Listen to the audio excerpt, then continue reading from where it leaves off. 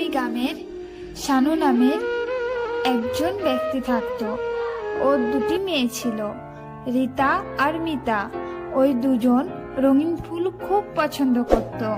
বাবা বলে ওই বাগানের ওপারে একটা গুহা আছে যা অনেক ভয়ঙ্কর, আমাদের ওখানে যাওয়া ঠিক হবে না। আর বাবা কিছু কাজের জন্য শহরে যাবে, বাবা চলে গেলে আমরা দুজনে বাগানে যাব। দেখো আমার সোনা মেয়েরা, আমি কিন্তু কিছু কাজের জন্য বাইরে যাচ্ছি, তোমরা দুজনে নিজের খেয়াল রাখো, আর ওই বাগানে ফুল তুলতে মোটেও যেও না। তা দেখলো ওই চোরগুলি গুহার কাছে পৌঁছাতে তখনই একটি মহিলা আসছিল। সে দেখতে খুবই ভয়ঙ্কর, আর তার হাতে ছিল একটি কি বললে? জিন? আরে বাবা, কে আছো ওখানে?